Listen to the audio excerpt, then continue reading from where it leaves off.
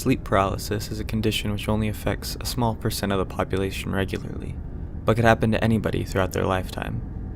I'm one of the lucky few who happens to get it frequently, so I'm going to start off the video with a story of my own. In case you don't know, sleep paralysis is when your body falls asleep, but your mind is still active. This renders you in a semi-conscious dream state, locking your body in place and refusing to let you go. For many people, being paralyzed is scary enough, but frequently, due to the dreamlike state you're in, you're also thrust into a type of pseudo-nightmare. You're in the space between night terror and reality, allowing your deepest fears to leak into the world around you. The first time I had sleep paralysis, it was on purpose. My friend told me about it and the horrible things you can see, and being a stupid teenager, I thought that sounded pretty fun. We both wanted to try it, so we went camping along with some other friends up in the wooded mountains in the nearby area.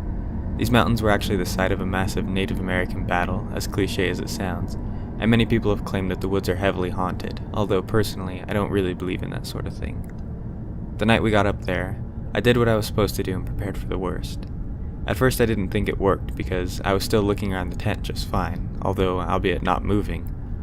We were camping in a large canvas tent, so the front entrance didn't have a zipper or anything, it was just two flaps that tied shut.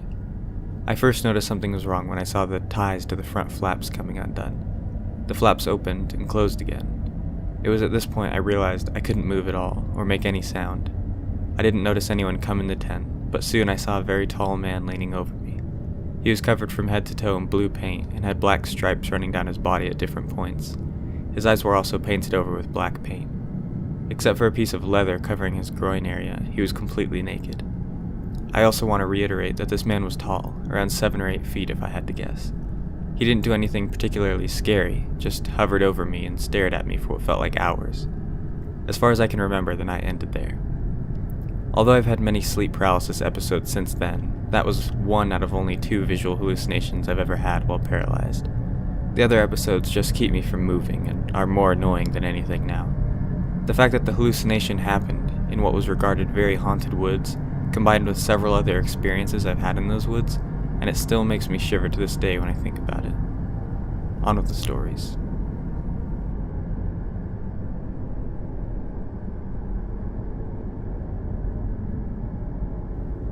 I want to say up front for the record that I have zero belief in the paranormal, and I believe all of what I'm about to tell you is simply a product of the amazing human brain. That said, I realize others will think differently and appreciate this story. And it doesn't mean this whole thing hasn't ever creeped me out. It did, and does. Anyway, as I said, I work overnight at a funeral home. Basically, I babysit the place by myself all night. If someone croaks in the night, I'm there to answer the phones and dispatch someone for the body. I clean up a little and get a few things ready for funerals the next day. Not the most glamorous job, but the job market sucks right now. And even with my few duties, I end up with hours to kill every night. I'm not technically supposed to sleep on the job. That said, sometimes I do. I'll nod off at the desk, or sometimes I'll go lay down on one of the couches and take a power nap. I'm alone all night, other than a handful of bodies in different rooms, and it's boring. I think most people would do the same. The weird thing is, I get sleep paralysis pretty regularly when I fall asleep at work. Although there have been very few times when someone has shown up at the funeral home in the middle of the night unannounced, I'm always fearful one of the directors will show up unexpectedly and catch me sleeping. I believe this fear causes me to sleep lightly and to have sleep paralysis, because I rarely have it at home. Now for those of you who have never had sleep paralysis, basically it's like this. Your eyes are open and you're seeing your surroundings, but you're not actually awake. So sometimes you still hear or dream things, like maybe you see something that isn't there or whatever, and you can't move. It feels as though you're being held down and you can't wake up. It feels as if you're straining against something when you try. For myself, I can usually snap myself out of it and wake up if I strain and thrash against it hard enough, and then I come awake suddenly and I'm able to move. Google it if you want more information about it. It's interesting. Now, on to the weirdness that began to happen when I would slip into sleep paralysis during a nap. The first was the music. Sometimes when I would find myself lying there with my eyes open in sleep paralysis, I would begin to hear music, loudly and vividly. It was almost always Christian gospel music, but modern stuff like you'd hear on the radio.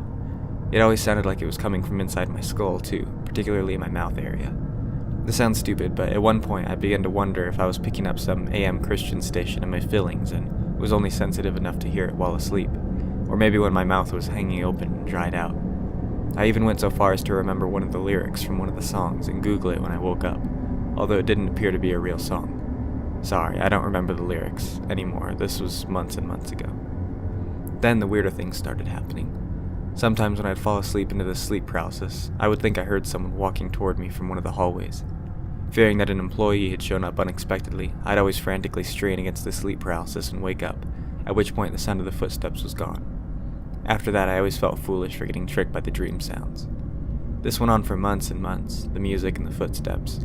Always when I'd hear the footsteps, I'd err on the side of caution and force myself awake in case it really was another employee, only to be annoyed at having gone through the effort for nothing and having ruined a perfectly good nap. One night, while I was particularly tired and napping on a couch, I slipped into this state and heard the footsteps. I decided, screw it. I wasn't going to get tricked by sleep paralysis for the millionth time. So I just laid there, expecting I would either eventually wake up normally without the strain, or I'd go back to full sleep, or that the stupid footsteps would continue the way the music always did if I just laid there, stuck in that state for a bit. Nope. To my complete surprise, the footstepper showed himself. I was laying on my back stretched out, and a man came walking up from the direction of my head, coming into my field of view and stopping directly next to me. There was nothing particularly memorable about him, just a white male in some kind of dress shirt and slacks, except for one thing. His face and head were obscured. They were blurred out, just like they do on the news for anonymous witnesses or whatever. Just like that. His head and face were obviously there, but I could see nothing but a smeary blur. Then, to my horror, he reached out and poked me lightly in the forehead and let out a kind of sinister chuckle. Sinister is probably the wrong word. It was more like he was laughing as if to say, "Yeah, feel real brave now, don't you?" And at that point, of course, I snapped myself awake and found myself alone as always. It was very disturbing, of course, to say the least. Probably not as much for most, though, to be honest, because I truly have no belief in ghosts or the paranormal and chalked it up to brain tics. But since then, it's happened twice more. The second time I saw someone, I found myself with my eyes open in sleep paralysis, staring at, I shit you not, a woman wearing a rubber clown mask and holding a gun at her side, just staring at me passively. Thankfully, I knew immediately that it was just my sleep paralysis and didn't panic, but I was unnerved enough to force myself awake and cause the woman to vanish. The third time was similar to the first. I was laying on a couch, and this time a small child approached me from behind. I think it was a boy, but I can't say for sure, probably around 6 or 7, and his face was also blurred the same way the man's had been. He giggled once in amusement. I was immediately scared to the point I forced myself awake. Of all the times it had happened, this was the most disturbing by far. And that's it. That's my story. Sorry it doesn't have a better resolution, but as I said, this is all true, and I don't really believe that there's anything paranormal going on here. But it is fucking freaky, you know?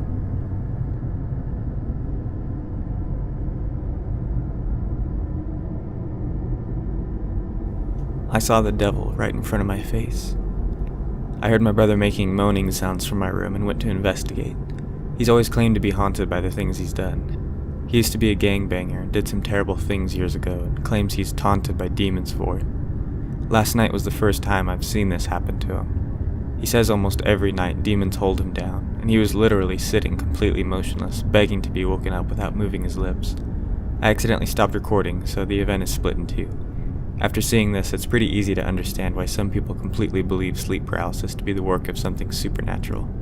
The second one, I actually finally shake him to wake him up, and he jolts up, still paralyzed, begging me not to leave and to shake him more.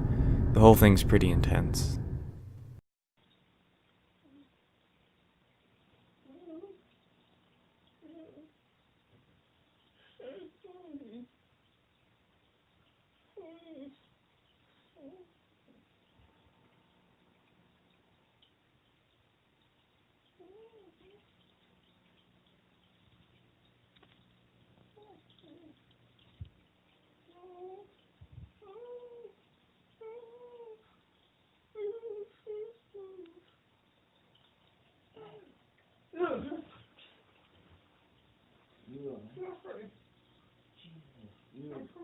You're yelling, shaking and shit. Are you okay?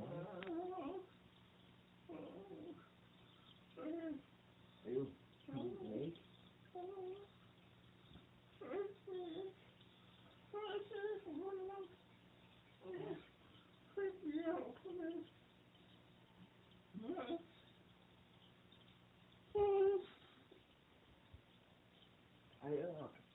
Are you awake? Are you awake?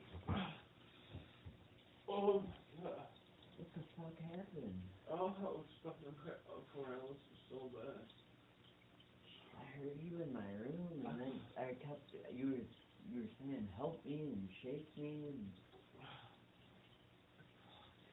that's fucking, Oh, thank you. Jesus.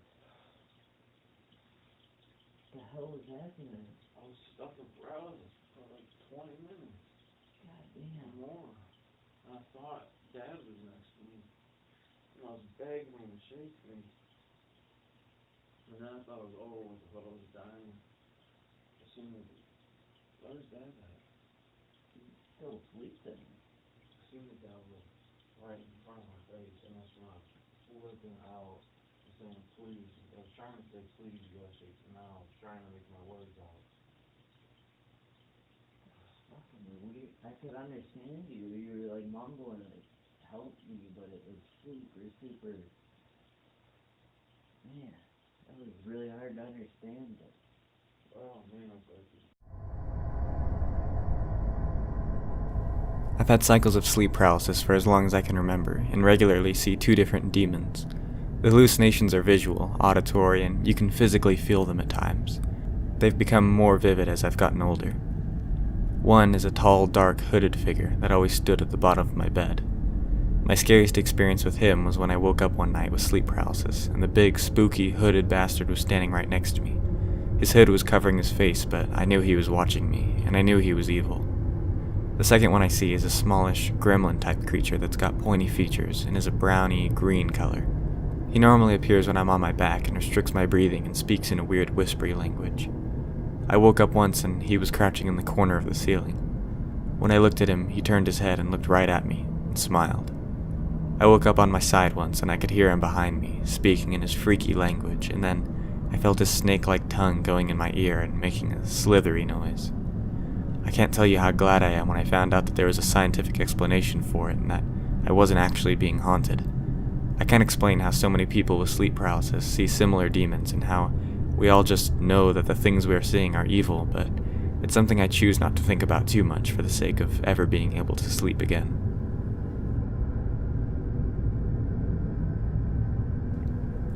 Without going into too much detail on my history of sleep paralysis, I've had a lot of it, all my life. My response is always rage. Uncontrollable, outright rage like I never feel while awake. It's a response of pure instinct, and I wish I could change it. I wish I could thank the thing that's causing it. That might sound weird, but here's why. I'm not a superstitious person. I always believed, even since I was a child, that my sleep disorders, including paralysis and lucid dreams, were neurological in nature. Then one night something different happened. It had never happened before and has never happened again. I had short out-of-body experiences before, mostly just limb pop out or sitting up and leaving my body laying down. It's hard to explain. The following occurred after many of these experiences, so I was not afraid or shocked by them at this point. It's par for the course. One night as I was trying to fall asleep, my arm fell through the bed. Obviously my physical arm was still laying on the bed.